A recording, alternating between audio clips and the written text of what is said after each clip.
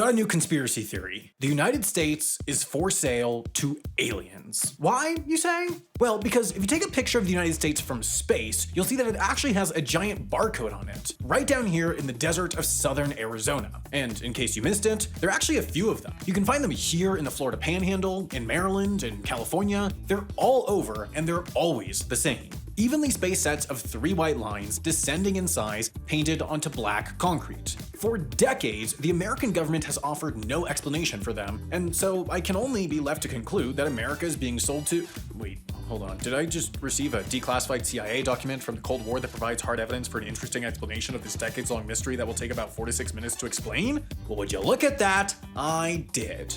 The year was 1957, and all anyone could talk about was this shiny little ball. The Soviet Union had managed to successfully launch the world's first satellite into space, and the American public was being understandably unchill about the whole thing. The New York Times managed to mention Sputnik 279 separate times in the following 3 weeks, making it the world's first ever transgender athlete. But for all of the fear and hysteria surrounding Sputnik, the satellite itself couldn't actually do much. Its primary purpose was to beep and boop and fundamentally disprove the myth of American exceptionalism. But it did, however, represent a scary possibility: photos from space. Up until that point, actually photographing another hostile country, especially the middle of that country, was incredibly difficult, expensive, and likely to get someone killed. Unless you were going the whale route, or the pigeon route, or the kitten route, you were going the plane route, and planes simply couldn't fly high enough. Anything below 45,000 feet could get intercepted by modern fighter jets, and anything below 65,000 feet would show up on radar.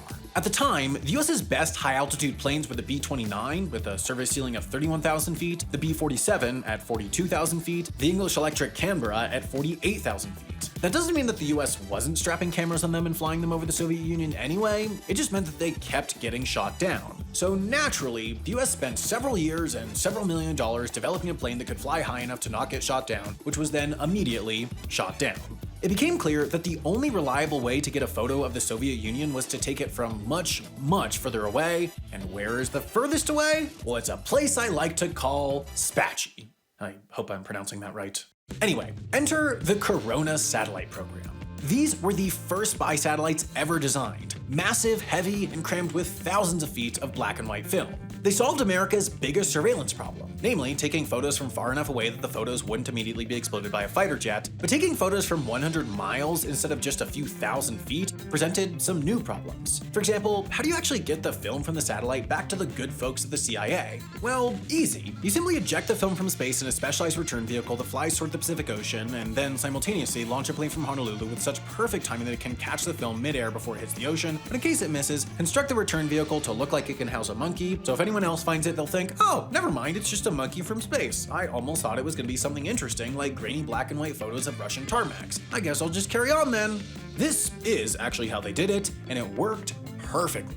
But there was another problem, and that was the film itself. The first photos taken from the Corona satellite were grainy and largely out of focus, but they were also, importantly, really difficult to measure. Like, is this runway 5,000 feet or 10,000 feet? Is this smudge one building or a bunch of buildings? Is this rectangle a small, harmless shed or a large, very harmful shed? Answering these questions and getting reliable data from these photos required having a really accurate measurement of the camera's resolution. But how do you measure the resolution of a film camera? Well, you do it with this.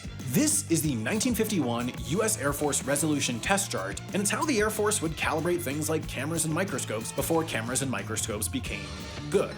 The way it works is this. There are 11 groups of lines ranging from -2 all the way up to 9, and each group has 6 elements, meaning one set of vertical and horizontal lines. So say this is element 3 in the set -1. To test a camera, you'd take a picture of this whole chart and find the first element where the lines start blurring together. So let's go ahead and blur this chart a bit. Now you can see that everything in group -2 is still clearly visible, but once you get to group -1, it seems like the camera gives out at around element 5. From there, you'd go ahead and plug those numbers into this equation, and thanks to our friend math, you'll end up with a number of line pairs per millimeter. Basically, the number of black and white lines that could be distinguished in 1 millimeter of film. The higher the number, the higher the effective resolution. Now, if these lines look familiar, which I really hope they do, it was pretty obvious where I was going with this, it's because this same system was used to measure the resolution of the Corona satellites. Just instead of the lines being painted on a little piece of glass, they instead were painted on the Earth. And by taking an image of these lines in the desert, the satellite now had a standard to judge the scale and detail for all of its other photos, which the CIA's image interpreters could use to take an otherwise sludgy mess and turn it into a detailed map of a test facility or explosives plant. And those very same lines remain there to this day because,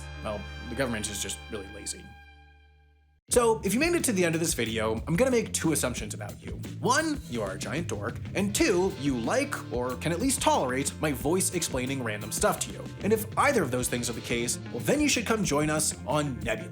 For those of you out of the loop, Nebula is an independent educational streaming service that I started with some of my creator friends. We wanted a place where we could develop and share the sort of big, exciting, and risky projects that wouldn't work on YouTube. It was the incubator for Jetlag the Game, where we developed an exclusive pilot season called Crime Spree to test out the concept before bringing it to YouTube. It's also where I publish longer passion projects of mine, like our documentary about the remote airport of St. Helena, or our new show about the logistics of things like commercial fishing or search and rescue. And it's home to a rapidly growing list of other creators like Real Engineering, Not Just Bikes, Philosophy Tube, and Johnny Harris, all of whom are developing their own slate of amazing original content just for Nebula.